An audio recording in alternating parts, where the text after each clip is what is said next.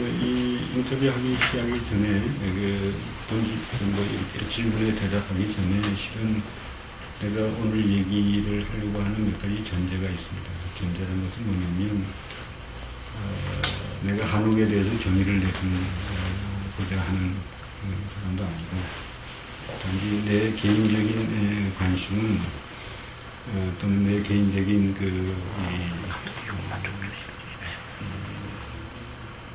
문제는 건축이라는 문제고,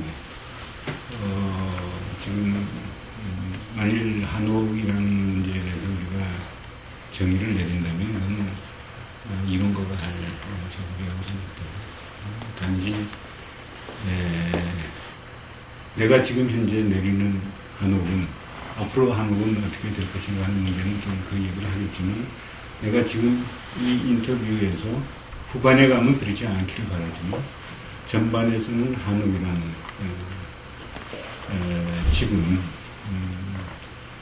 소위 주로 송인호 교수가 연구에 집중이 되어 있는 소위 도시형 한옥까지만을 한옥이라고 일단은 지칭을 해보자 합니다. 그러니까 도시형 한옥 또는 조금 더 나가면 아름지가 지금 함양에 지어놓은 한옥, 그 중에서도 목욕탕하고 그 앞에 있는 식당이나 빼고, 또는 뭐 그렇게 빼기 시작하면 다 빼야 될지도 모르겠지만, 좀 막연할지도 모르겠지만 조선시대부터 이렇게 지어져 왔다가 그런 한옥들이 도시로 들어오면서 우리나라가 도시화되면서 도시형 한옥으로 변형되는, 거기까지만 일단 한옥이라고 해보자. 그리고 내 개인적인 욕심으로는 그런 정의가 앞으로는 조금 더 확대돼서 이 시대 이 땅에서 지어지는 주택 또는 주거 생활의 장소를 한옥이란 말로 대체할 수 있는 거 아닌가 하는 질문을 해보자 하는 그런 생각입니다.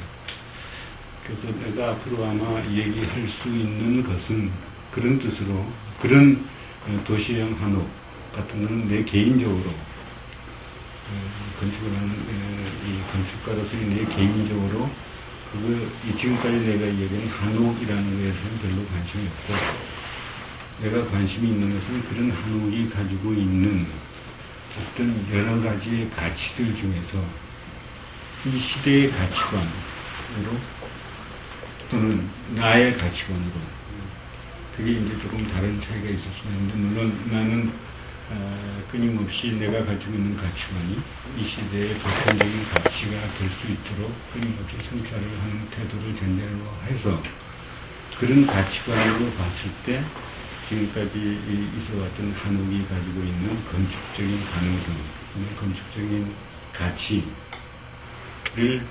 굉장히 선택적으로 본다 하는 그런 기본적인 태도를 갖고 있습니다. 이런 전제를 하고 나면, 예를 들면 기와집, 무슨 초가집, 또는 뭐 요즘 흔히들 신문지상이나 이런 데서 작품에 들어서 얘기되고 있는 무슨 웰빙을 하는 그런 어떤 장소로, 느린 느림의 무슨 뭐 생활을 하는 장소로 이것이 좋다. 꼭 무슨 보약 먹는 그런 기분 같은 그런 종류의 얘기들은 가능한 여기서 빼고 싶어요. 자, 얘기가 되겠지만 봅시다. 첫 질문을 방금 선생님께서 말씀해 주신 그 전제에서 출발해보면 어떨까 하는데요. 그러니까 여기서 우리가 한옥을 북촌의 도시형 한옥, 그리고 아름지기의 어떤 함양 한옥, 안국동 한옥, 그런 정도를 한옥이라고 놓고 얘기를 하자라고 말씀해 주셨습니다. 그러면 그 이전에 우리가 또 흔히 한옥이라고 생각하는 그 조선시대의 많은 집들이 이제 배제가 되는데 그 기준, 그 이유가 무엇인지. 조선시대 그 집들을 배제하겠다는 것이 아니라, 네. 실은 도시형 한옥에 대해서 좀 얘기할 필요가 우선 있다고 생각하는데, 도시형 한옥이라는 것은 도시화됐기 때문에 어쩔 수 없이 생겨난 우리의 주거 형식. 그러니까 다시 말하면 그 이전의 시대, 그러니까 조선시대라고 막연하게 얘기합시다. 조선시대는 어떤 관점에서 보면 근대적인 의미로 얘기하는 도시가 없다고. 근대적 의미의 도시라는 것은 실은 상업도시고, 소위 그 교환이 이루어지는 장소로서의 도시라는 개념이 조선시대는 없었다고.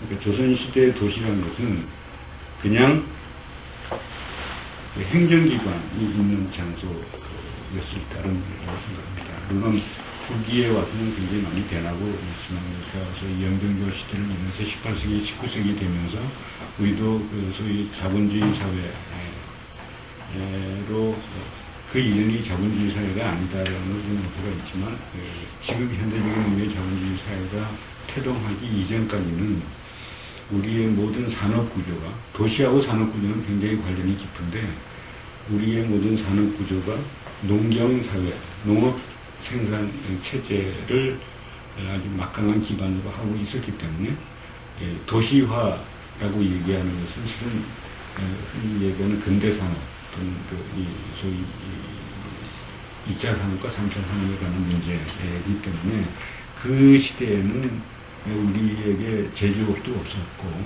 그런 이 대량 생산하는 공장도 없었기 때문에 도시화가 일어날 필요가 없었다. 그렇기 때문에 어떻게 보면 조선시대의 한옥 이런 것이 전부 다 시골에 있었죠. 농촌사회의 근거가 되는 주거 양식이었기 때문에 그것이 근대화되고 산업화되는 이런 과정을 거치면서 도시의 주택이 필요하죠. 그 도시의 주택을 그 당시의 기술과 그 당시의 재료와 그 당시의 여러 가지 그 상황을 봐서 그 지방에 있었던 우리가 얘기하는 소위 한옥, 조선시대의 한옥을 도시화시키면서 변형된 거예요. 그러면서 상당한 많은 부분은 그것에 뿌리를 두고 있지만 상당한 많은 부분은 또 변형됐다고. 그렇기 때문에 전통적인 의미로 조선시대의 주택을 지금 도시형 주택하고 비교를 할 때 정확히 따져야 될 것들이 있다고 생각합니다. 그래서 어떻게 보면 도시형 한옥이 되면서 한옥이 가지고 있던 근본적인 그런 문제들이 많이 없어지고 단순히 기능적인 문제만 남아 있기 때문에 도시형 한옥, 지금 그러니까 1930년대인지 40년대 정윤 교수의 논쟁이지만 그 이후에 내 기억으로 60년대까지 그게 지어졌다고. 그 지어졌을 때 그 한옥은 실은 한옥이 그 이전에 있었던 그 주택들이 가지고 있었던 많은 부분들이 없어지고 남아있는 것은 실은 눈에 보이는 시각적인 형태 또는 그것을 구축하는 그 방법, 예를 들면 무슨 목조주택 또는 지붕의 형태 또는 기와 이런 그 재료의 문제 또는 구조적인 구축의 문제 이것만 남아있지 실은 상당 부분이 많이 없어졌다. 없어진 게 뭘까요?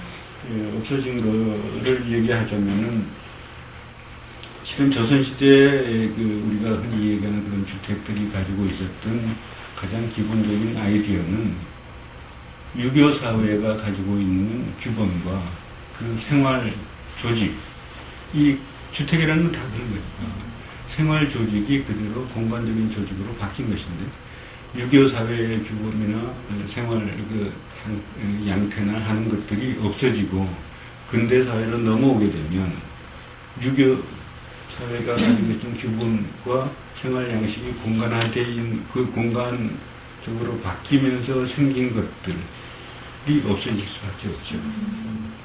단지 많이 남아있다면, 만약 생활 양식에서 많이 남아있다면, 예를 들면 좌식이다. 것은 아직도 입식이 들어오기 전이니까 좌식 생활을 하게 된 것이고, 이런 것들이 있지만, 많은 부분이 없어졌고, 없어진 것은 무슨 그것이 나빠서가 아니라, 필요가, 그 시대에 필요가 없었기 때문에. 예를 들면, 안채와 사랑채가 있어서 남자들은 사랑채에 기거하고 안채는 여자들이 기거하는 그런 생활 양식은 유교적인 규범에서 나왔다 이거지. 그런데 실은 그것이 아닌 사회. 그러니까 벌써 근대 사회로 오면서 요즘 남녀 구분의 문제는 실은 많은 그 잠재의식 속에 남아있긴 하지만 구체적인 생활에서는 근데 남녀가 따로 살지 않는다. 이런 것들이 되게 되면 안채 사랑채가 있을 필요가 없죠. 물론 도시화되면서 여러 채를 만들고 도시는 좁고 좁은 토지에 많은 집을 짓기 위해서는 실은 많은 것이 축소되어야 되는 문제하고는 조금 다른 문제. 제 생각은. 네.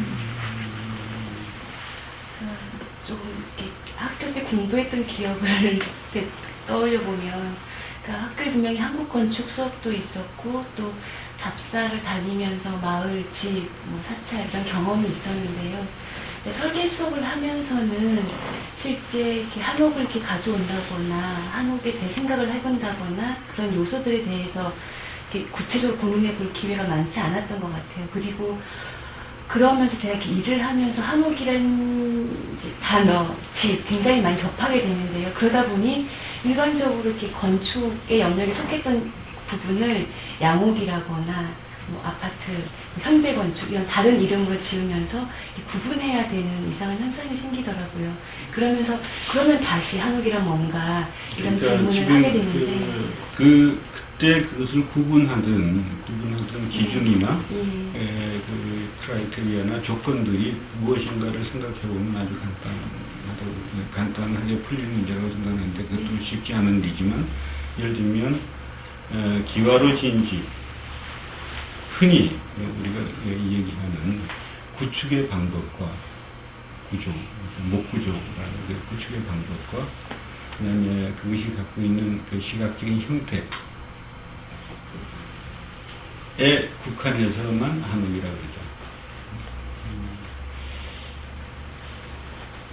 그렇지 않은 것은 다른 이름으로 표현하죠. 예를 들면 일본식 집이라든지 양옥이라는 말을 붙이든지 하자. 이렇게 얘기하면 쉽겠죠. 근데 그거를 좀 다 건축이라는 관점에서 보자 그러면 그 문제가 굉장히 많이 달라집니다. 예를 들면 똑같은 구축의 방법과 똑같은 재료를 썼음에도 불구하고 그것이 한옥인가 아닌가, 또는 조금 더 심각하게 얘기하면 조선시대의 한옥인가 도시형 한옥인가 이런 문제가 생기겠죠. 그러니까 만일 어떤 건축가가 뭐 여러 종류의 건축가가 있겠지만 건축의 가장 기본적인 그런 문제 또는 건축의 본질적인 문제를 무엇으로 생각하느냐에 따라서 이 문제도 실은 이렇게 볼 수도 있고 저렇게 볼 수도 있다는 겁니다. 예를 들면 외형적인 형태가 똑같다. 똑같다고 했을 때 그럼 외형적인 형태는 어디까지인가도 문제가 되겠죠. 프로포션의 문제인가, 스케일의 문제인가, 디멘전의 문제인가, 뭐 이런 문제가 생기겠지만 좀 더 그냥 거칠게 얘기해서 박정희 시대 때 지어졌던 수많은 한옥들, 최초가 지금 부시고 다시 짓는 광화문인데, 예를 들면 그거를 똑같은 형태를 만드는데 콘크리트를 썼다. 그러면 그건 한옥인가? 예를 들면 그 시대에 박정희 시대에 만들었던 모든 집들은 다 콘크리트를 짓고 단청을 다 하기가 힘드니까 전부 다 계란식 단청이라고 해서 전부 한 색깔로 칠했어요. 그래서 그걸 우리가 좀 재미삼아 박정희식 한옥 또는 박다이너스티 아키텍처라고 했어요. 그 당시에 아마 여러 건물들이 세워졌는데 경복궁의 광화문을 비롯해서 무슨 그 오죽헌 그런 식으로 대부분 우리나라에 있었던 이 기념비적인 그런 어떤 건물들은 다 그렇게 지으려고 노력을 했고, 그것이 전통의 계승이라고 그렇게 생각했다. 지금